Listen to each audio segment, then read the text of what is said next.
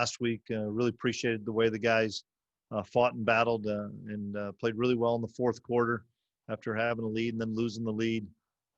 We finished the game exceptionally well, both offensively and defensively, made a few plays and allowed us to have the opportunity late in the game to make a couple first downs to close it out. And happy about the win. Guys played really hard against a really good Texas Tech team, and hopefully we can carry that over to a really good week this week, because we have our hands full with a really good TCU team that I have so much respect for Coach Patterson and what he's done there, and excited about that challenge. And we have to have a great week of preparation to give ourselves an opportunity.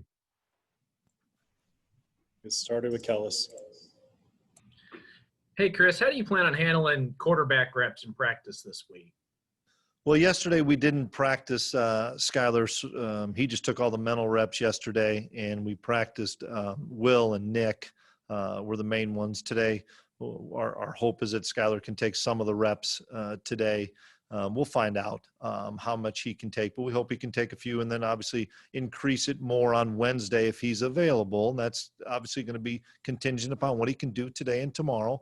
But we'll split those reps up. I want to make sure that Will and Nick as well can take some snaps and be able to operate our system in case Skylar after Tuesday or midway through Wednesday doesn't feel like he can go, but we think he can.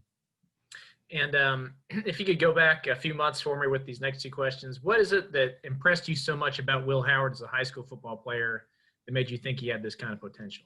Well, he was a winner for starters. Won, I think, the most games they'd won at his high school when he was there. His senior year, had a great senior year, had a really good team.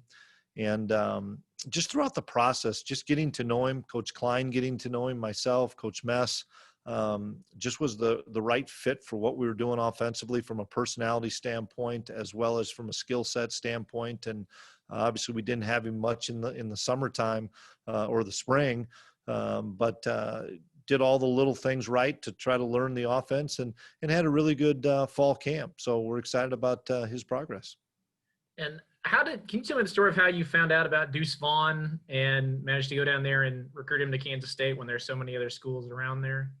Well, we're always trying to find the best players and the best talent. And we came across Deuce and we're able to bring him up on a visit. And his personality, as you guys have all learned, is so infectious. He's such a wonderful kid to be around, with a smile on his face and always happy. And we wanted that kind of energy and enthusiasm and love for the game of football in our program. And I didn't care what his size was. He was dynamic on film. And I knew that was a skill set that we lacked, that we needed to be able to try to recruit him and get him. And fortunately, we were able to do that. And can't say enough about the young man and his family, because they're very first-class, mature, great kid, great family.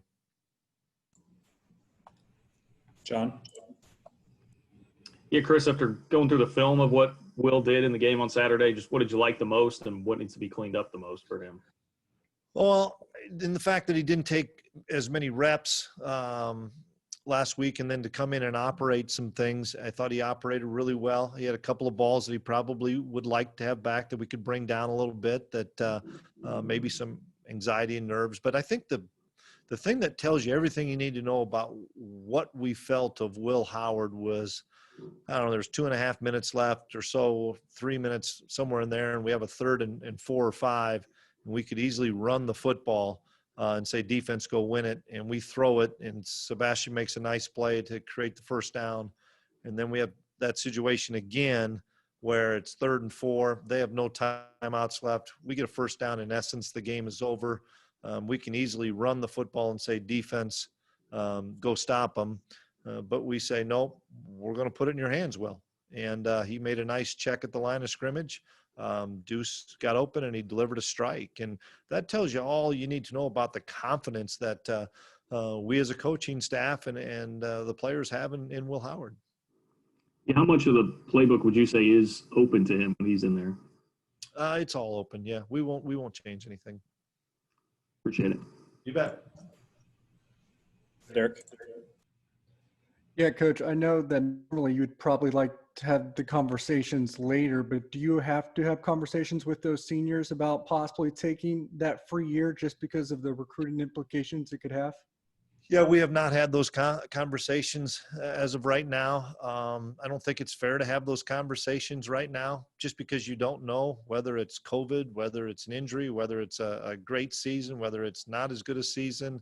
I just think it's hard. I don't think it's fair to those guys. And all of a sudden, you ask a kid and he says, "Coach, I'm moving on," and all of a sudden he gets COVID next week and he's out for X amount of weeks. I just don't think that's very fair. So we have not had those conversations with any of the guys yet.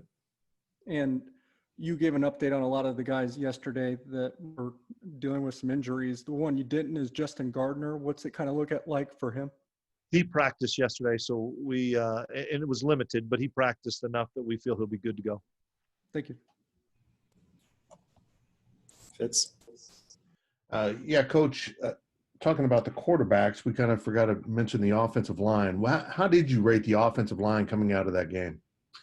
They played much better than they did the week before. I thought we came off the ball exceptionally well. I thought we connected and ID'd people and got our double teams and got to the next level really well. I thought we played more physical. Our protection was much better, and it's going to be a work in progress. We've talked about that. When you have a bunch of guys that haven't played together, it's going to take some time to gel. Nobody wants to hear that. We don't want to hear it as coaches, but that's the reality of the situation. So I was very pleased. Coach Riley knows that they can continue to get better and play better, but we took some really positive steps. And you played some true freshmen that hadn't really played. How did you evaluate all of those true freshmen that saw action? I thought they did a really nice job. The stage wasn't too big for them. There's so many guys. It's easy to talk about Deuce and Will Howard, but there's so many other guys that played. TJ Smith really jumped out at us as somebody that we think is going to have a really bright future.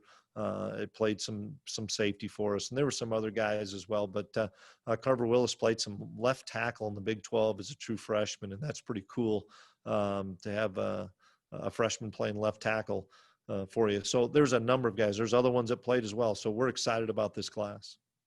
Thank you. You bet. Arnie. Yeah, back to Will. I know he had hoped to get the spring and have that opportunity, but do you think he still benefited from being there early, the amount of time he was and just being around guys, getting acclimated a little bit? Without question, he benefited from being here early as far as getting with Coach Dawson and the strength staff, with getting with Colin Klein and getting with Nick Ost and Skylar Thompson and learning the offense, so that when he did go home during our COVID break, he had his iPad, he had all the notes, he had everything he needed so that he could work on it himself. He could go on to the Zoom meetings that he had with Coach Klein. So without question, it helped him a bunch being an early enrollee. Kellis. I don't know how closely you studied TCU yet, but how big of a difference was it for them in your mind to get Max Duggan back at quarterback last week? I think it was a big deal. I think he had a breakout game against us last year. I'm not sure I think it was his first start last year or first significant time. And I thought he played really well against us last year. And then just watching him operate against Texas in particular, I'm very impressed with him. He's a really good football player. He's got a really good arm. He runs exceptionally well, and he's a very physical, tough kid. So I'm a big fan of his. He's a terrific player. And how do you think the team has handled being in first place in the Big 12 standings right now? Is that motivator, distractor, anything like that?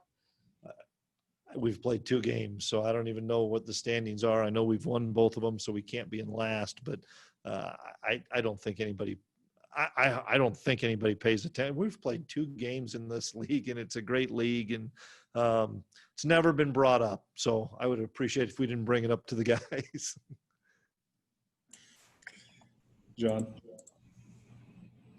Yeah, Chris, with the contract extension yesterday, just what does it mean to you to get that kind of a commitment from K-State just 16 games into your career? Well, I'm so thankful for President Myers and for Gene Taylor in believing in what we are doing. And I keep saying we.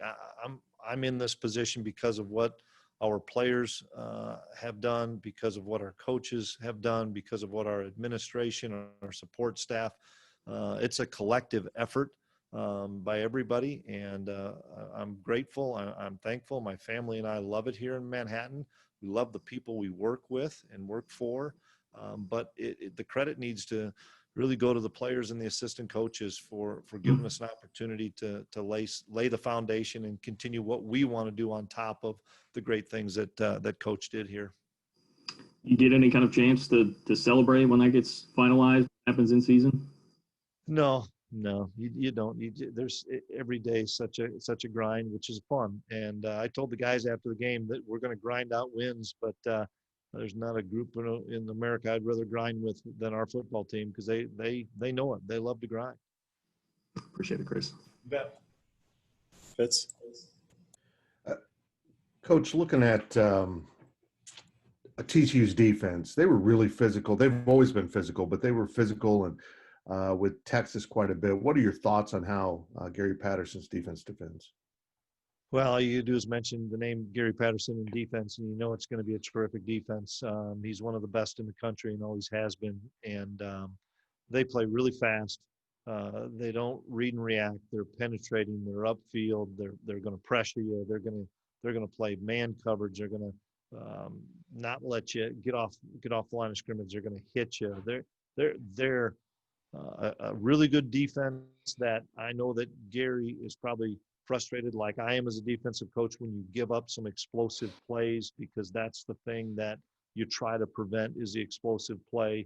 You know, that's going to be the key to the game. Which offense can get the explosive play, because I think both defenses are good and at times exceptional, and you just have to prevent that explosive play and then the turnover margin. In preparing a true freshman quarterback for a sophisticated defense like Patterson uses, are you trying to balance having him ready without overwhelming him? Yeah, and we don't know if it's going to be Will. It's still a good chance it's going to be Skylar. So we're going to give them both the opportunity and just give them both enough plays. But like I said, I think when it first started, we wouldn't change the offense based on if it's Nick Oss could see some time. We won't change it if Nick's playing or if Will's playing or if Skylar's playing.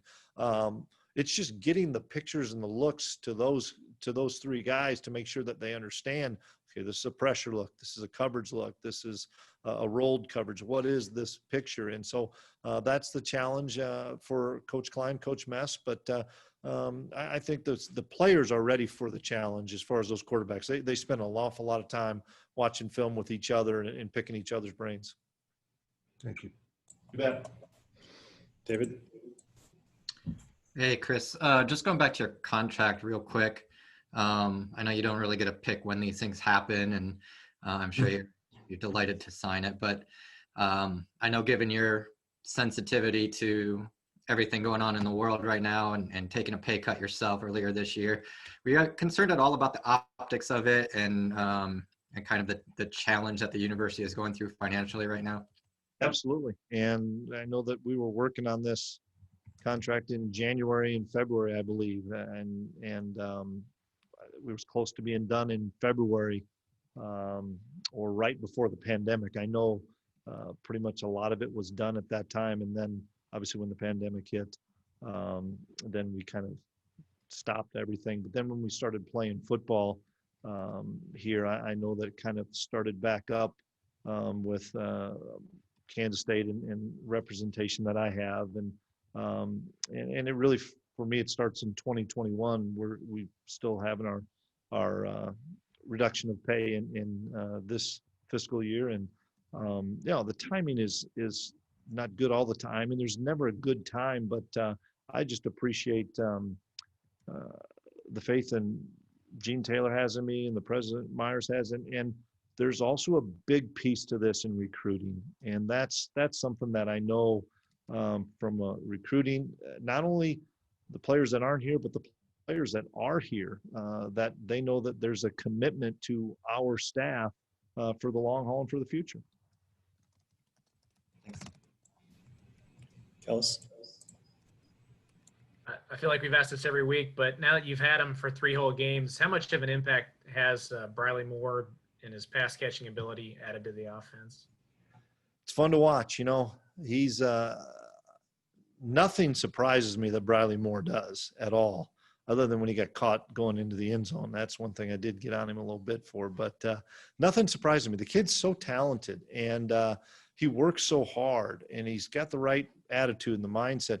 The thing that has impressed me the most with Briley coming into a new situation is his leadership and how he has become a big voice on the football team, not only with the young guys, but the guys that have been here for 4 and 5 years. And that's sometimes a hard thing to navigate through, and you don't want to step on people's toes and stuff. But he is without question one of our leaders, not just on the offense, but the entire football team. And it's because of how he plays and how he conducts himself off the field. We'll do these last 2 hands raised, starting with Michael. Yeah, Coach, what went into your thought process on the fake field goal the last game? Couple things. We saw a look that we thought we could get it, and we've been practicing it for a while, and it was there. And I thought Jack did a phenomenal job of hitting it. And we fell off a block, or Jack goes into the end zone and scores. So the execution part of it was great. We missed one block, and actually we had him blocked, and the kid fell off and made a good play on it, or Jack walks into the end zone. It was also against the wind. And so even though I have so much confidence in Blake, I thought it was the right time. And I know Texas Tech brought pressure all the time with their kicks, and Coach Riley, who runs that unit, and I both thought, hey, if we're going to do this, let's do it early in the game and maybe try to ease some of that pressure. Thank you. You bet. Last one here, Ryan Black. Hey, Chris, on the teleconference yesterday, I noticed someone asked you about how many punts you guys blocked at North Dakota State, and you mentioned that you returned a lot of them because your scheme was more geared toward getting the ball in a playmaker's hands and letting them do something. So how do you balance that between when do we want to gear our scheme more toward returning it as opposed to going for the blocks like you guys have got in the first 3 games? Well, we have a return set up off of every block as well, just simply because if you're bringing everybody, they've got to stay in there and protect longer, and then we'd fall back out and have a return, whether it's to the left side, middle, or right side. So it's always a part of it. But I always think, and I think I visited about this yesterday, you have one chance to block a kick, and then usually it gets corrected. So you want to try to do that early. And if you've noticed, we try to set the return up sometimes after that block. We don't come after it 2 times in a row. Typically, we might if we feel that the error hasn't been corrected.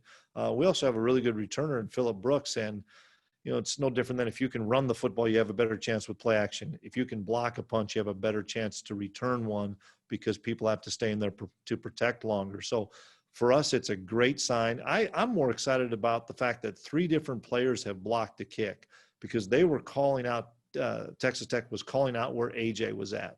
And AJ was the guy that blocked it against Oklahoma. Well, then Seth became the guy that came free. And we always tell our guys, you don't know when you're going to be the guy. You don't know when you're going to have that one chance. But if you don't get it, they're probably going to correct their error. And Seth did a great job. I mean, he was blocked, but he refused to be blocked and got around the shield and made the play. So, moving forward, we're always going to try to have a block in. We're always going to try to have a return in. But sometimes your block looks help your return more just because they have to protect longer.